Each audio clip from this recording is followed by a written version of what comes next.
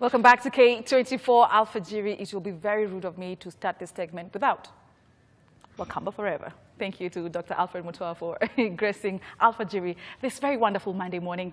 This is bold and beautiful, and right about now, I'm about to get into a conversation with a force to reckon with when it comes to the fashion industry. This is none other than Aulgah Nato. Karibu sana to K24 Alpha Jiri. Thank you. I'm so honored to have you here today, Aulgah. Thank you very much. Karibu. I'm humbled. It's been a long time coming, but we've been meaning to have you. I know. But I know your schedule has been so busy. Very busy, but I'm humbled to be here with you today. Thank you. So for those who don't know you, who is Aulgah Nato?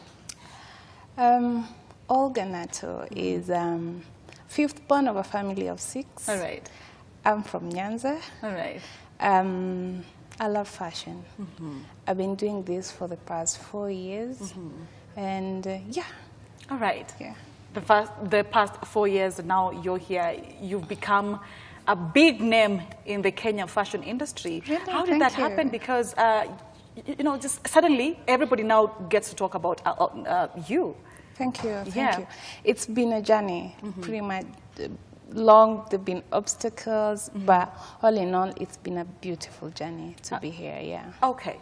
So how did you start? Is this something that was new since you were a young kid, or did you just, you know, develop the passion as time went by? I'll say I started this when I was young. My mom died at when I was 9. So I only have one sister. So we had lots of clothes. My mom was a fashion-forward woman, so you can imagine her wardrobe. Exactly. We had lots of clothes between us to share. And so this is where I started this. The clothes that I was given, I started adjusting them to fit me. To my taste, to things that would make me happy. So that is where I started. Growing up, I knew I loved fashion pretty much, but I also knew that my dad wouldn't let me to do it. So I grew up, went to college, and I did public relations and communication from the University of Nairobi. After that, I went abroad. I worked there for some time. That is where my true call, would I say that, came. Yes. Because the gap was too wide. I was in a French country. It was either a very expensive outfit, a designer outfit, or a very low quality. Exactly. Coming from home, I was used to, you know, second-hand clothes that would spend 200 and you get something. So I knew here there was a beautiful gap that needed to be filled. So what I did, I thought, should I come back home and learn something that would make me be much more useful in this country, apart from what I was doing already? So I said, okay, let me get back home. When I go back home, I talked to my brother like, hey, this is what I want to do. When was this again? Like which year? This was in 2011. 2011, all right. 2011, 2012. So I told my brother, that was 2012 to be precise. I told my brother, this is what I want to do. How can we go about this? Then he told me, tailoring. Who wakes up in the morning and decides that this is what they want to do? Because we all see this, it does not pay. Why do you want to quit your career that you're just beginning? I mean, first work, get to know your field, see this will work. And I said, I know it will work, but I just feel there's more that I can do apart from just doing my career. I could add something. And my brother told me it's a no-no. So I said, okay. So I enrolled in graphics and design, and did Photoshop and other design courses. And while I was at it, I was applying some jobs. Here and there? Yeah, here and there. Were they fashion related, or is this something totally different from the fashion industry? No, it was PR. All right. So yeah, I got my first job with a company called New Age Marketing. I worked with them for close to 2 years. While I was there, we used to do lots of product activations and events, lots. While I was with them, again, I couldn't just resist to do sketches that were much more related to fashion. So I would say before I started this, I think I was much more focused than today. So I did this up to some time, then I figured I would be killing myself to stay here while I have a pool on the other side. So I decided to resign and see what I could do. All right. And yeah, okay. So you decide to resign from a company that is paying you on a monthly basis, and you're following your dreams and your passion, which is fashion. And you're going into this field that you're not even sure whether it's going to make money or not. This is something that you're trying, right? Exactly. How was that for you, and how was the reception? You know, just after quitting the job and now you're starting, and your name is not out there yet, because you know, by 2012 I'm assuming there are very few designers who are very well known. So for you, as a very new person into the industry, how was the reception? That was not 2012. Remember, I worked in this industry for some 2 years. So this was up to 2014. So I was getting in, well, there were big names already. I was so scared, like, but I didn't know really I would be the person I am today, I must say. But I knew I wanted to get somewhere, and to whichever lives I wanted to touch, I knew I wanted to be somewhere. Exactly. So when I started, I had a good friend who was already in, and she invited me to Nairobi Fashion Market. I had started just a few. First, my friend, I had one girlfriend that we were with in campus that trusted me with her whole wedding. She's called Perez. Oh, wow. Like, I had not done this before, but she told me, you know what, do my wedding. I was so humbled to do that. There were lots of challenges to that, which we'll talk about sometime. But then, that was my first job.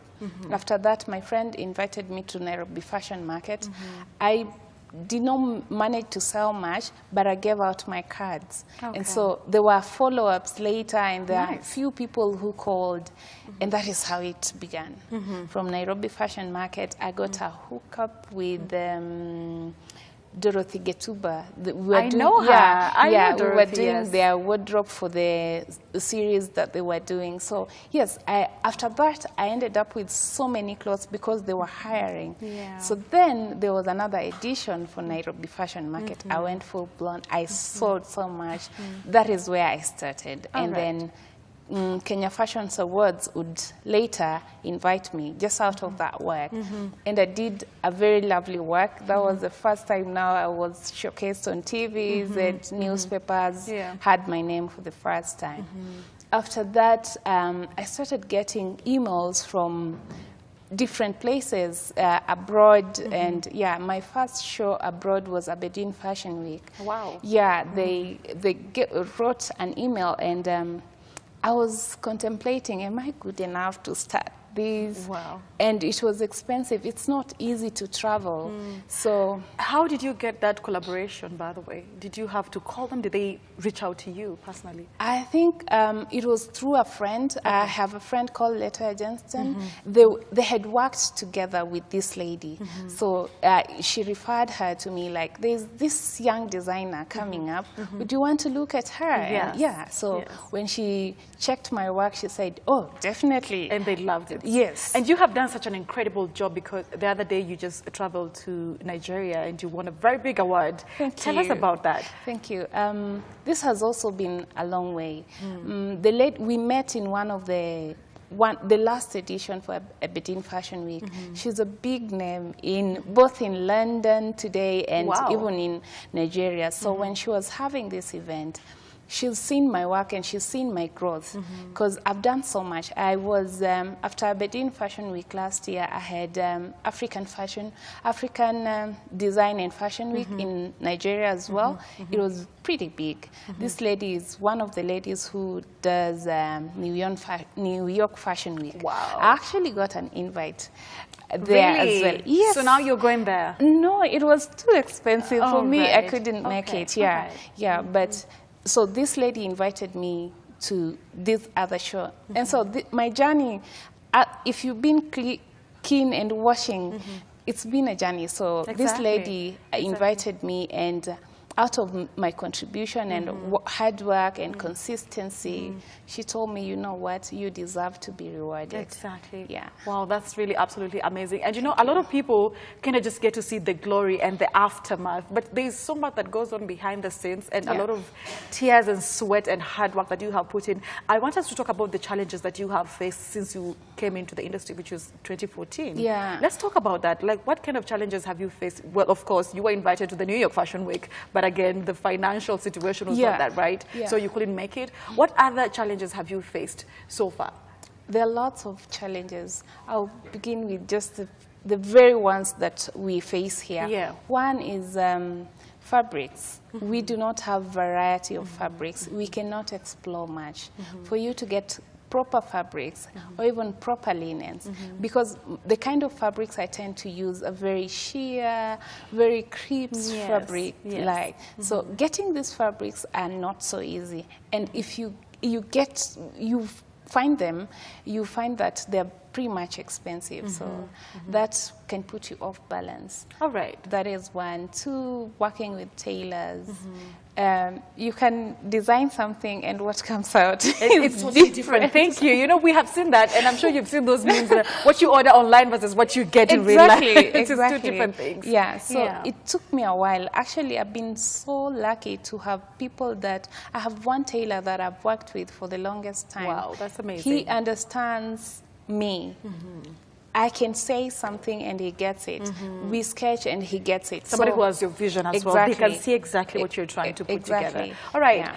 And of course, it will be very unfair of me not to show our viewers what exactly we're talking about.